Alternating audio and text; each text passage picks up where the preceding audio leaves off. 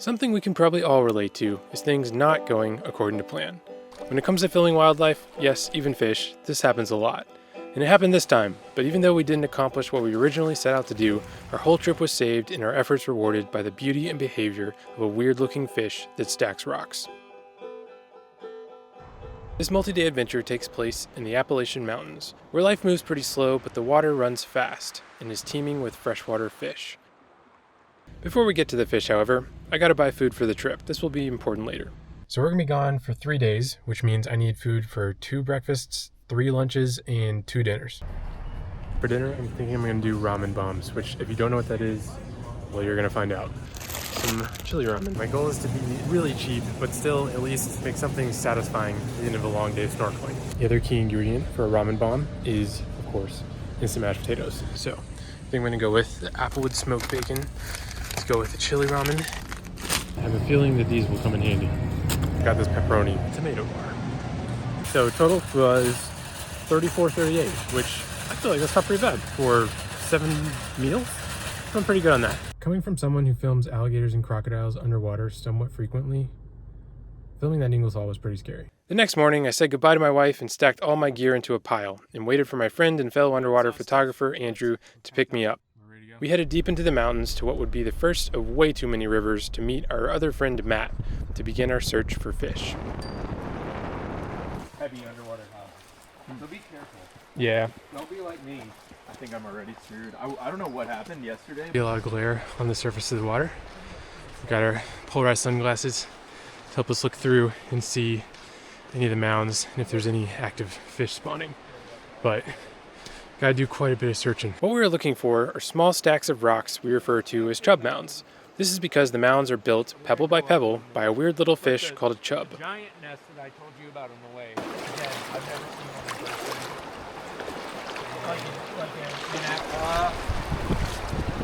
It is really hard to tell.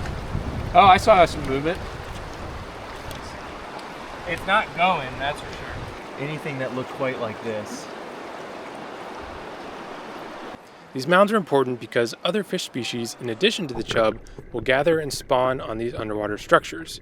As you can see from this photo I took in 2023, during spawning events, the minnows turn vibrant colors, and despite being somewhat small in scale, they really are spectacular natural events. But these spawning events only happen at specific temperatures and with collectively vibing fish. We were hoping to document the spawns, but as you'll see, the fish had other plans in store for us this trip.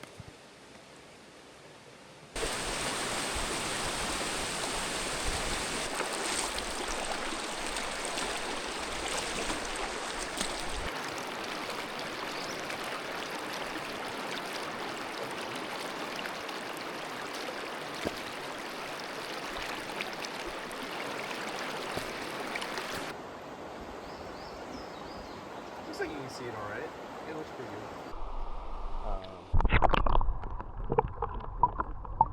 That is a big There's mound. a bunch of fish right there. Yeah, but they're not on it.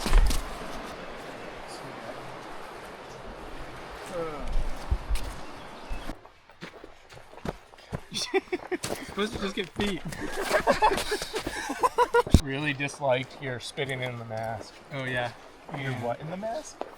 Oh, spitting in the mask. Having struck out at the first river, we headed on to the next, hoping conditions were favorable enough for the fish to get all worked up. But although we found more mounds, none of them were active, meaning no colorful swarming fishes. I was a mound, but inactive. I haven't seen a single mound. Yeah. Regardless of activity. And so, the search continued even wider to other streams and rivers.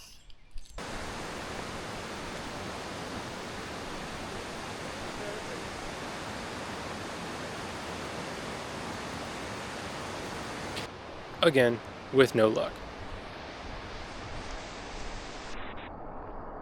Finally, we came to our last river for the day. Although we weren't seeing a lot of activity from above the surface, it still looked somewhat promising, so we decided to suit up and get snorkeling.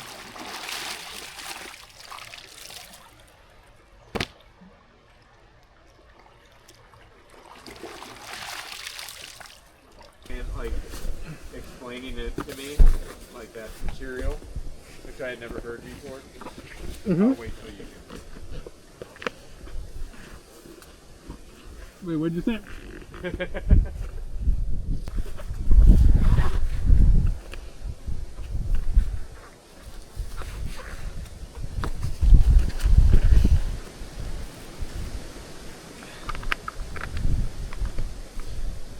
so we got one mound, it looks like. Well, 3 in one small area. A little bit of activity, not as much as we were hoping for. Still a few different species, so gonna get in, check it out. Maybe it'll pick up a little bit before the day goes on, but sometimes it's the name of the game. You can't predict weather and the minds of the tiny fish, but we'll get in, see what we can do.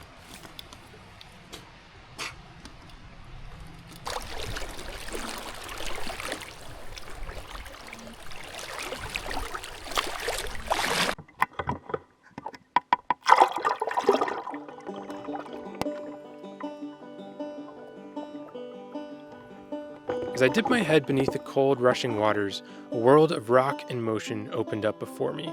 The sunbeams cheered me up a little bit after a day full of striking out. Then, of course, hiding in between the contours of the riverbed was an abundance of life. At first glance, you might miss it, but the longer you look, the more creatures materialize from this fast-paced aquatic world. Sculpin clung carefully to the rocks, and surprisingly colorful darters blasted off in different directions as I snorkeled about. In fact, there's a surprising amount of color in this habitat if you take the time to look. And of course, plenty of fish. Except these fish, mostly Tennessee shiners and another fish called stone rollers, were not colored up and were nowhere near a chub mound. Still cool, but not what we're looking for.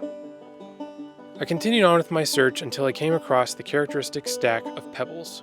These mounds are sometimes easy to miss from above the surface, but they're quite striking underwater. The assortment of smooth stones polished by water and time is really neat to look at, reminding me of those bins of colorful rocks sold at tourist traps that somehow mesmerized me as a kid. The average passerby might think currents simply washed similar sized rocks into a little neat pile, but I know that a fish built this, and I'm out to find him. As I came across a particularly nice mound, a flash of color from a larger fish caught my eye.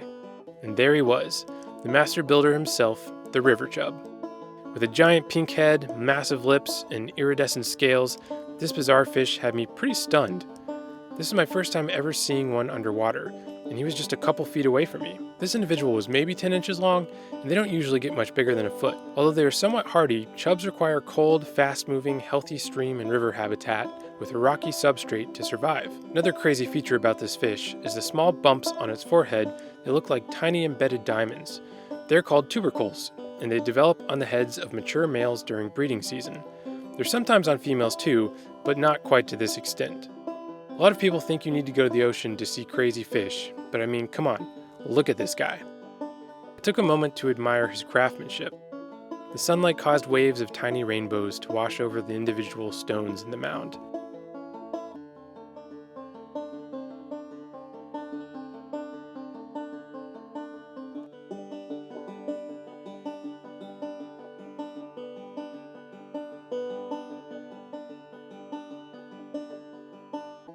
He was busy darting to and fro over the mound, likely keeping an eye out for rival chubs.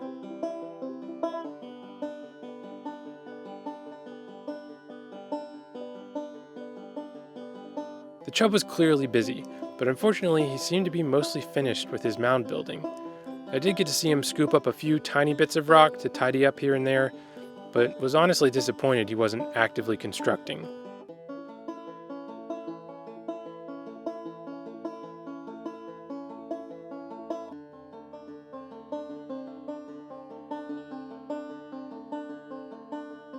So I said goodbye, for now, to the chub, and Andrew, Matt, and I continued snorkeling about in the river.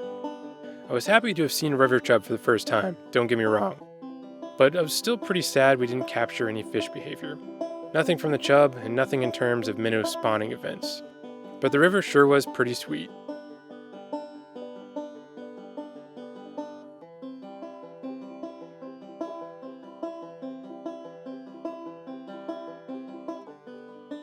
But then, as I checked my action camera, I realized a small tragedy had struck as I made my way back to shore. I had the action camera in my pocket, and the battery door opened, and it flooded, so that stinks. I'm gonna try and throw it in rice, see if it works, but there's probably no way. Hopefully the memory card still works, but man, that stinks.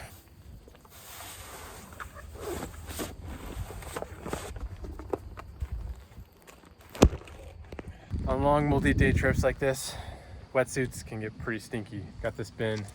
It's going in wetsuit jail. For tonight, we're pretty much right back where we started at my friend's house. That's just kind of the nature of chasing the fish. For a photo. Just like this. I got soy sauce packets. Nice. That's why I like this.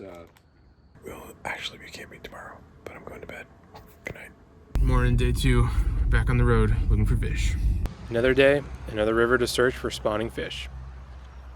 Got the wet shoes on. Get back out there. Means cold feet for the rest of the day, but that's what you gotta do to find these fish.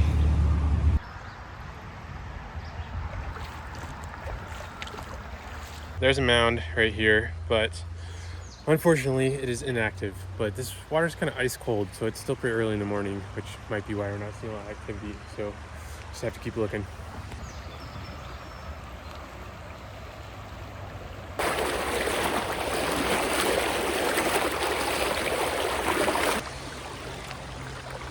Check it out, a little flash of orange on the far side. Could be better, but this is the best we've got so far. Hard to see, but on the back side. Yeah, it looks like they're kind of towards the bank. This one looks inactive, yeah. Just to get an idea of how difficult this can be, I think we found about 5 inactive mounds. It can take a lot of time. These fish are pretty picky about conditions, so you get worked up. Got my camera, so I'm gonna try get a shot of it. It's not gonna do it justice. Definitely have to be revisiting this in the future. Since I wasn't snorkeling, I was flying blind here a bit with my camera, but I was pretty desperate to capture some kind of minnow action, at least. While a small group of fish did come from behind the mound, they were not vibing, and the colors and activity weren't there. A few curious minnows came over to check out my camera, however, and we were able to identify them as saffron shiners. When spawning, they're an intense ruby red and neon yellow, but with the recent cold snap, these little fish were only like 15% worked up.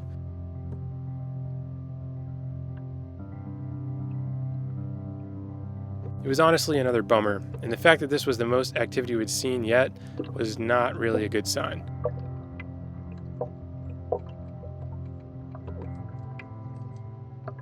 So we hiked up our britches once again and waded back to the car. I promise our luck will turn before the end of this video. I'm afraid we haven't hit rock bottom quite yet. River after stream and river after stream, the search continued.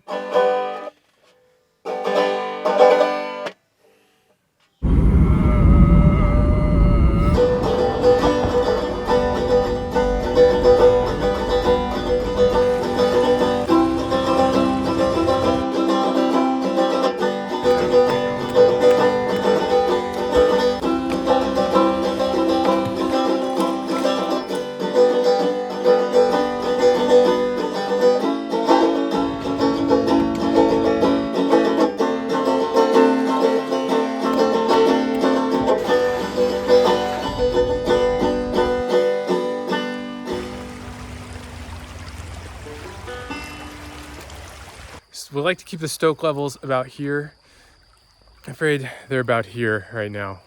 We've just been looking all over, feels like, today. Seeing tons of mounds, but just no minnow spawning activity on top of the mounds, which is what we're looking for. We got one more spot to check before sunset, and then after that, we're gonna have to call it a night, which is unfortunate because we spent all day looking and didn't even get in the water. And when you are trying to film fish, it's a sad day when you're not actually in the water. So, but you can't say we haven't been giving it a good effort. We'll see this one more river and then call it a night and hit again tomorrow. All you can do is keep trying, hope for the best.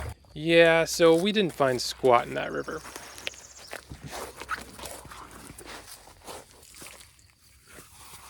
So we loaded up the car and headed to our campsite for the night, where I'll be finding out if my action camera is toast or not, and also cooking a ramen bomb. And my 105mm my macro lens. So. All right, so the stoke levels are low today because we found 0 active minnow mounds. But since we're already near the bottom, we may as well see if we can get it either higher or lower, hit rock bottom, if my camera is actually flooded and dead or not. So it's been in rice for 36 hours. There it is. We'll see if it works. I doubt it, but it is dry and dusty. All right, Batteries in. Moment of truth. There's a lot of pieces of rice falling out of this thing. I am holding the power button down for way too long. Nope, it's dead. It's toast. Wow. Stoke levels are rock bottom. There we go. Sorry, man. That sucks. It's whatever. You could try putting rice in the compartment. Instead of the battery? No. Like leaving rice. So I couldn't provide active minnow nests today, but I can provide how to make a ramen bomb. First you need Idahoan instant mashed potatoes. Got a free egg from Andrew, so that's nice. Soy sauce packet. Fancy tomatoes from the tomato bar at Ingles. Chili flavored ramen. Oh yeah, these are applewood smoked bacon mashed potatoes and pepperoni. Let's make this thing. Poured water in here, so now I gotta start the jet boil and pull this piece of pine straw out of there. Jet boil is basically boiling. I'm just gonna crack this egg in there. You know, I could be fancy and try and get it soft boiled or something, but we're camping, you know. The egg is in, and just let it go. I don't know how long, but that looks pretty crazy, but that's where we're at right now. Now I need to prep the other materials. I need to cut up the tomatoes and the pepperoni. For my cutting board, I have this plastic lid. I have my dive knife here. You're gonna start doing these videos. Oh, also this is gonna boil over. All right, this is a little harder to cut. We got the meat and tomatoes diced, and now we need to restart the jet boil. And I don't know if this egg is done yet or not. Oh no. For real. That was close. All right, we had a little bit of a mishap with the egg boiling over, but I think we're good now. So now I'm going in with the ramen.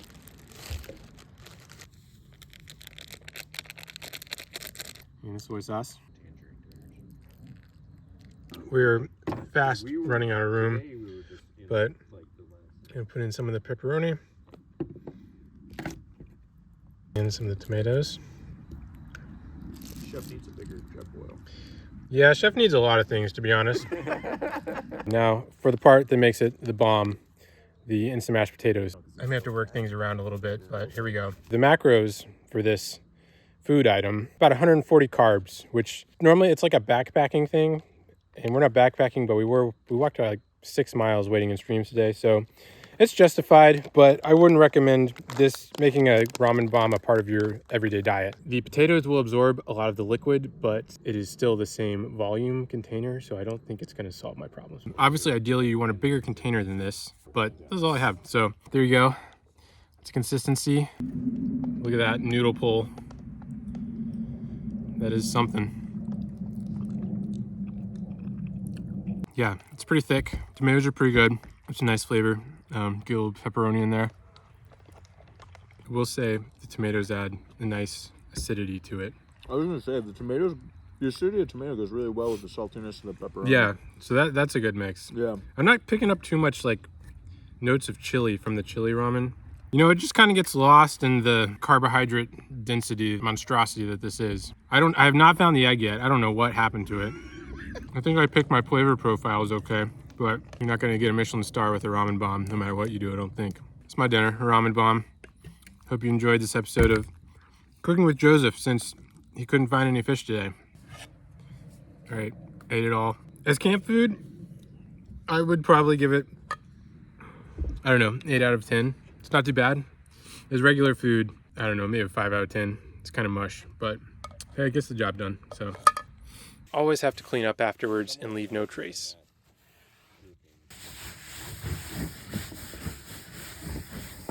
After the ramen bomb, we sat around the campfire and looked at each other's old underwater photos that we've taken and cooked cinnamon rolls on sticks over the fire. Some of them were kind of suspicious looking, but they tasted fine. Not a bad way to end a poopy day. That's it for day 2. Bit of a bummer day, but we'll wake up and try again tomorrow.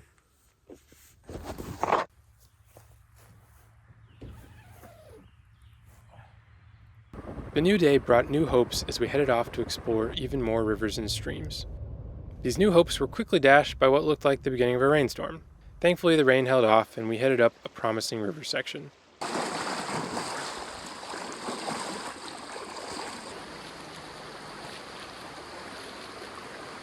We thought that maybe our luck had finally begun to turn, but despite finding multiple chub mounds, they were all disappointingly empty. However, Matt, with his eagle eyes, spotted a tiny ribbon of a creature at the edge of the river. Turns out it was a brook lamprey. Unlike the relatives, these lamprey don't attach themselves to fish to feed. In fact, adults don't actually eat at all, but direct their energies solely toward reproduction. Now that's some serious dedication. This is my first lamprey I've ever seen, so cheers to Matt for this one. Not much farther on, we came across another remarkable find. But this one wasn't wildlife.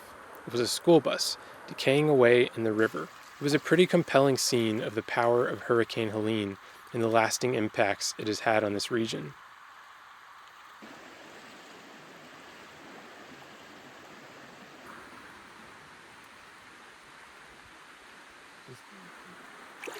Full of wooden silt.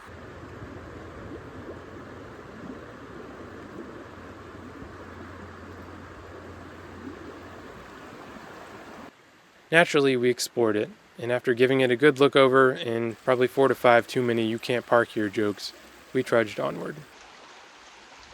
Pretty wild. Sometimes onward means coming back to where you were before, and that was the case for us as we returned to the spot where we saw the river chub. And although we had no idea, our luck was finally about to turn in an unexpected way. I'll be honest, I don't really want to get back in this stinky cold wetsuit, but gotta get in one more time.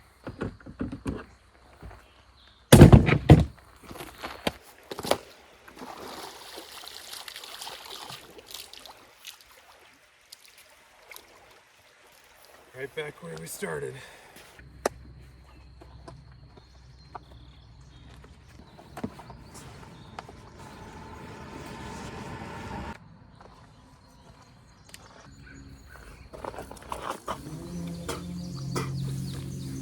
It's kind of like they say, you win some, you lose a lot. But at the end of the day, still got to spend some time in some amazing Appalachian streams. Yeah, it's just sad because I know how much beauty and diversity lives in these streams, and I just wasn't able to capture it this time. Just, bad luck with weather and temperatures and kind of when we were able to take time off from work to get out here. Yeah, hopefully next year we'll see how the channel's doing, how it grows, but hopefully be able to take more time away from work and be able to spend enough time to do the aquatic stories through Up Here Justice. We sure saw a lot of chub mounds, so that's what we're focused on. But all right, I'm gonna get back in the water one last time and then we'll call it a trip.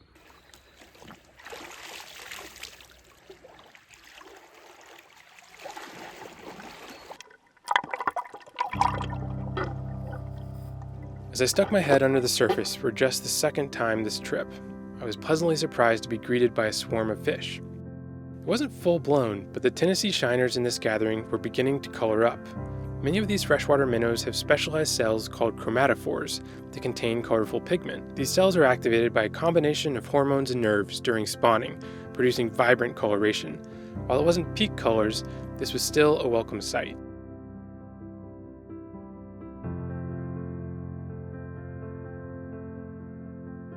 A few fish were pretty solidly orange and red, and I gotta say, it did my heart pretty good.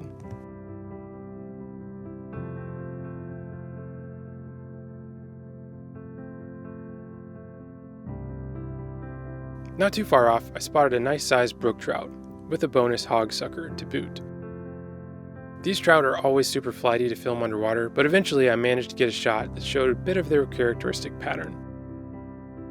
I then shifted my focus back to chub mounds and began systematically checking the scattered stacks of rocks across the riverbed. The first one was an impressive pile, but only had a shy chub that I saw for just an instant. The second one was pretty much empty. Lots of colorful stones, but that's about it. But a third one showed a slight bustle of activity. This was by no means a fully active nest, but it was definitely the best we'd seen so far. The flurry of Tennessee shiners and the big tubercle-encrusted stone rollers was certainly a welcome sight. Even so, my attention still drifted back to a different mound and its resident architect.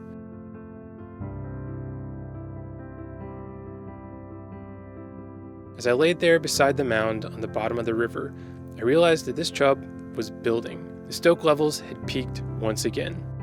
Sure enough, the chub would suck up a rock and swim with it back to a very specific part of the mound and then spit it out, depositing it right where it needed to go.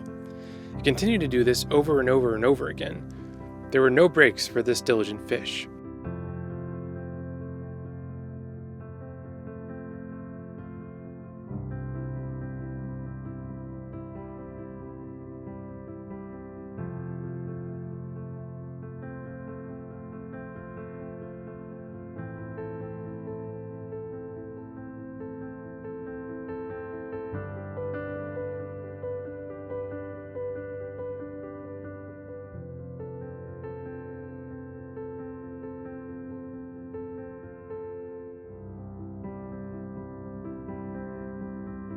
Chub was picky about his stones. Sometimes it would go for one that was too big or buried too deeply in the sediment before moving on to an appropriately sized one.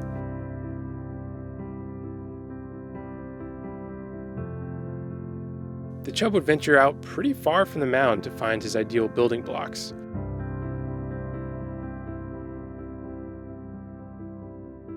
Occasionally, it would grab an unacceptable item, like this leaf, and then dramatically spit it back out. But eventually, it would always find the perfect stone, only the best for his masterpiece of a mound. The Chub was so busy that it mostly ignored us, and we were able to take turns filming and photographing from beside the mound as it bustled about, stacking rocks one after another.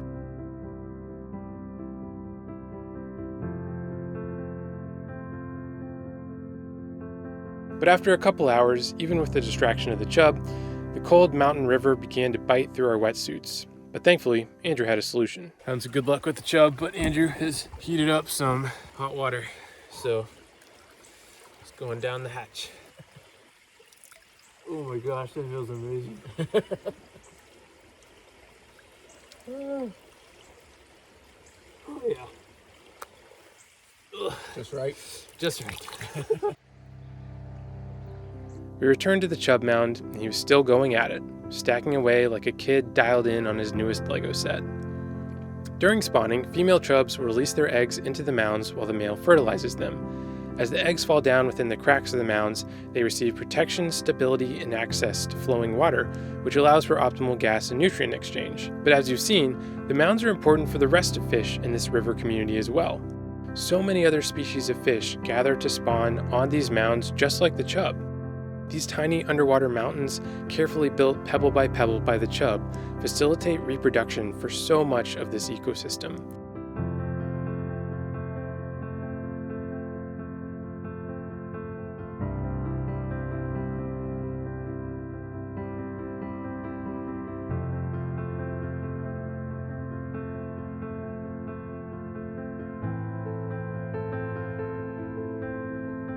I was incredibly impressed with the Chub's attention to detail as he stacked, carefully filling in this little window formed by the fallen branch.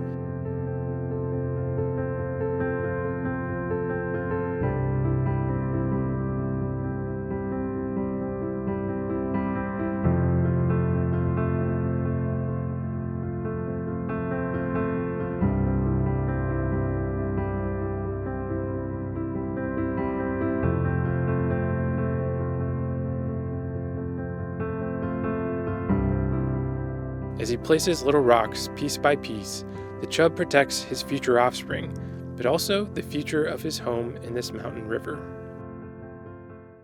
Appalachia is full of pristine wilderness and aquatic habitats, but it isn't immune to habitat fragmentation and pollution from development.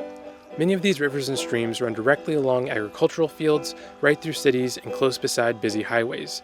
When humans build and develop land, more often than not, it's for the benefit of a very small group of people, and it generally comes at the expense of the environment. But when the Chub carefully erects its mound, it does so for the entire aquatic community in the river. I doubt the Chub fully understands the ecological impact of his handiwork, or mouthwork really, but I think we humans could learn something about how to build and grow in a way that cultivates abundant biodiversity and flourishing of the living things around us, probably including each other. Call me crazy, but I'll always believe you can learn a life lesson from a fish. Despite the trip going very differently than we planned, this weird rock-stacking fish also managed to bring me and my friends together from all different parts of the US for an overall great adventure. And I think that's pretty cool. Well, the sun's back out and got a good Chub.